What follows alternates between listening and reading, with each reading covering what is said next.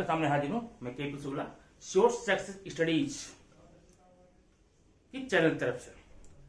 आज हम चर्चा करेंगे अंग्रेजी विषय में कुछ कंफ्यूजन की। एक बच्चा, एक छोटा सा स्टूडेंट मुझे मिला, कहा सर कंफ्यूजन है। मैंने कहा किस बात का? कहा सर बताऊं क्या? क्या कंफ्यूजन ही कंफ्यूजन है, सारा कैसे बताऊं? हम कहा बेटा एक एक करके बता। अगर सारा नहीं बता सकता तो एक एक करके बताओ ना। उसने मुझे पहला कंफ्यूजन जो बताया वो आपके सामने में करता हूं। इस कंफ्यूजन को दूर करेंगे।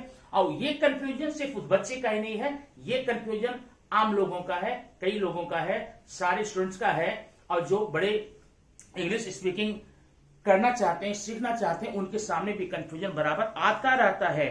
उसी कंफ्यूजन को दूर करने के लिए आज का ये वीडियो आपके नाम। देखिए उसने कहा सर देखिए 5 वर्ड है, ये 4 वर्ड। ये एक तो है फ्रॉम, और एक है बाय, और एक है थ्रू, और एक है विद। ये 4 वर्ड यहां पर ऐसे हैं, मोस्टली हमको सेंटेंस देखने को मिलते हैं, प्रीपोजिशन के रूप में यूज किए जाते हैं। लेकिन इनकी अगर हम हिंदी मीनिंग देखें तो सबको हम बोलते हैं से। जो वर्ड से यूज होता है, अक्सर से यूज होता है।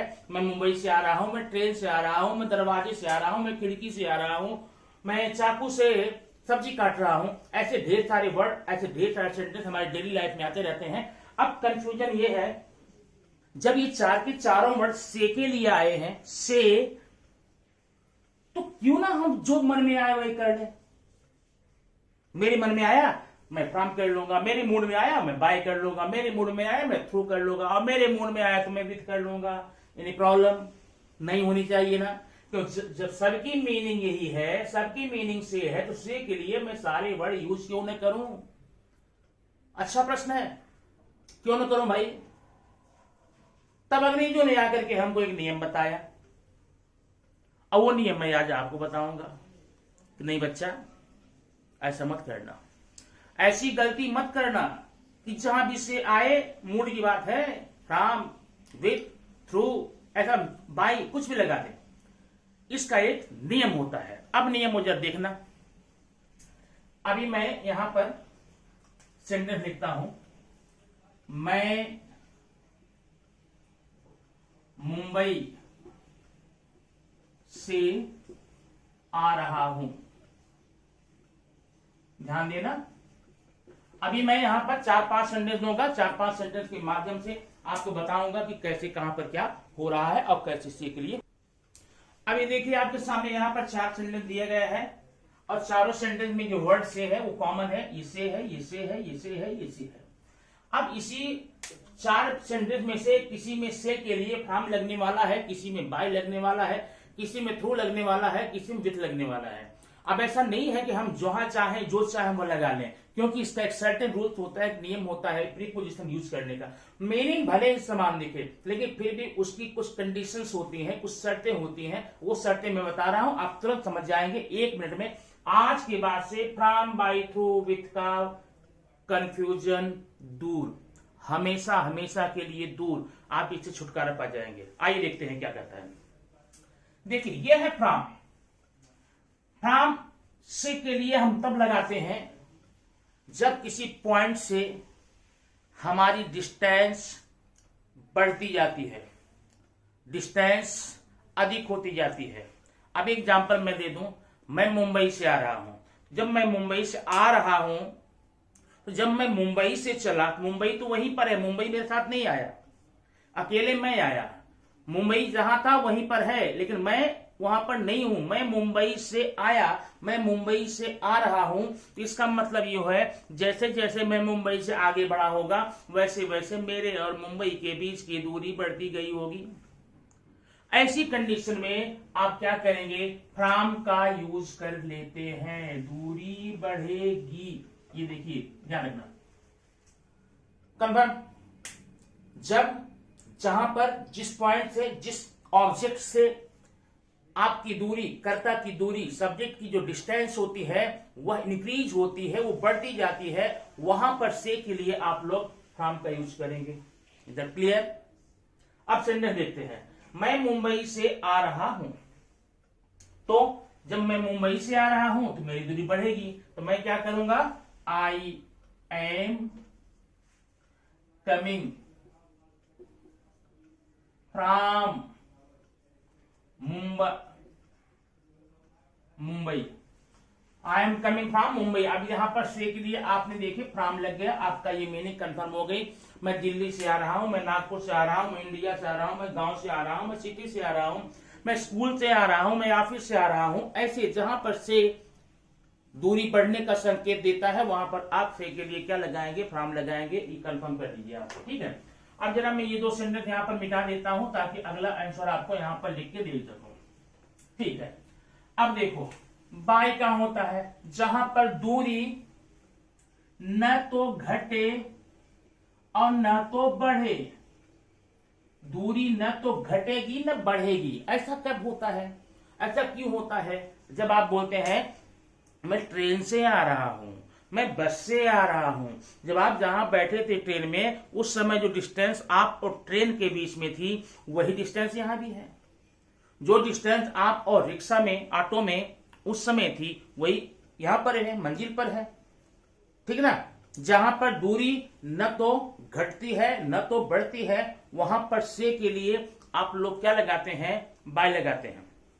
अब माध्यम बता दिया आपको, वह ट्रेन से आ रहा है, मुंबई से आ रहा है, वे ऑफिस से आ रहे हैं, तुम स्कूल से आ रहे हो, वो घर से आ रहे हैं, दे आर कमिंग, सॉरी ये उल्टा हो गया, जहां देख रहे हैं यहां पर क्या होगा, थ्रू बाई। जहां दूरी न घटे बढ़े, वह रिक्शे से आ रहा है, वो बस से आ रहा है, वह ट्रेन से आ रहा है, वह ऑटो से आ रहा है। अब ट्रेन से, बस से, ऑटो से डिस्टेंस न इंक्रीज होती है न डिक्रीज होती है, न बढ़ती है न घटती है। ऐसे में आप क्या करने वाले हैं, रीना। अब देखो रीना ट्रेन से आ रही है, रीना इज कमिंग बाय ना यहां पर ट्रेन,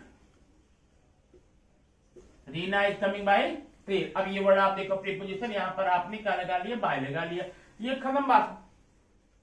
से में एक आपका हो गया, जहां पर दूरी बढ़ती जाती है वहां पर से के लिए आप फ्रॉम लगाते हैं, जहां पर दूरी न घटती है न बढ़ती है वहां पर आप क्या लगाते हैं, बाय लगाते हैं। अब तीसरा देखना, जहां पर दूरी पहले तो घटे फिर बढ़े, ऐसा कैसा होता है? ऐसा आपने देखा है कि एक बार दूरी घटती फिर बढ़ती है? हाँ होता है, जिसे हम इंग्लिश में वाया बोलते हैं, से होकर। ये जो मैंने लिखा ना से होकर भी बोलते हैं। मैं जैसे अभी मुझे मुंबई से इस स्थान पर आना हो तो दो रास्ते हैं, एक थाना से होकर के, एक पनवेल से होकर के। तो जो पनवेल या थाना है जो मुंबई से मेरे घर के बीच में कहीं पड़ता है, जब मैं मुंबई से घर के लिए चलूंगा पहले मेरे और थाना के बीच में या पनवेल के बीच की डिस्टेंस कम होती है ना, और फिर जब थाना में क्रॉस करूंगा तो वहां दूरी बढ़ती जाती है। ऐसी जगहों पर जहां भी आपको यूज करना होता है से के लिए थ्रू लगाएंगे। I am coming through Thane, I am coming through Vashi.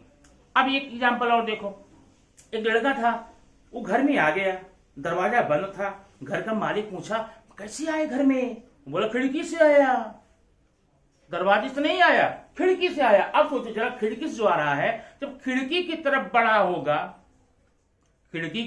बढ़ा होगा तो डिस्टेंस कम हुई होगी, और जो खिड़की क्रॉस करके अंदर आया होगा डिस्टेंस बढ़ गई होगी।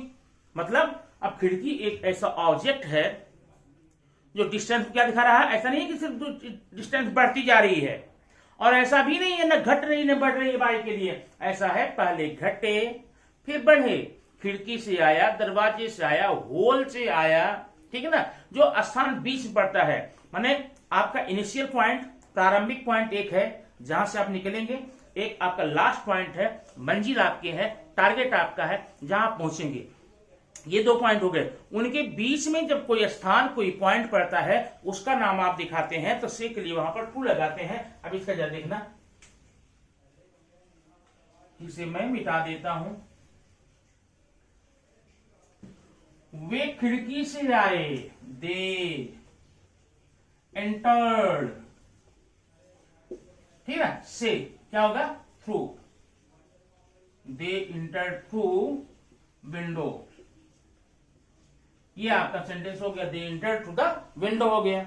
अब चलो लास्ट हम देख लेते हैं, अब इसके लिए क्या बात होती है। अब इसके लिए आप यहां पर देखना पड़ेगा, लास्ट में है विथ। जो विथ होता है इसकी मीनिंग भी से होती है, लेकिन इसमें अच्छी बात होता है, ये अंतर ये होता है, यहां पर दूरी का कोई संबंध नहीं होता है, दूरी का कोई संबंध नहीं होता है, बल्कि एक प्रकार का रिलेशन दिखाया जाता है। क्या रिलेशन, संबंध दिखाया जाता है कर्ता और ऑब्जेक्ट के बीच में। यहां दूरी कोई मतलब नहीं है। जैसे सीमा चाकू से सेब काट रही है, सीमा चाकू से, अब देखो से यहां पर आया तो जैसे Seema is cutting the apple with the knife, with the knife, with knife, with axe, with blade, ऐसा इस प्रकार से आपका ये 4 वर्ड का कंफ्यूजन मुझे लगता है दूर हो गया होगा। आगे आइए हम देखते हैं और कौन कौन से कंफ्यूजन होते हैं, वो आपको कंफर्म कर दें तो बताते हैं अगले वीडियो में हम आपको क्या देने वाले हैं। ठीक है, चलिए आपने यहां पर ये 4 कंफ्यूजन दूर किया है। अब आगे का देखिए,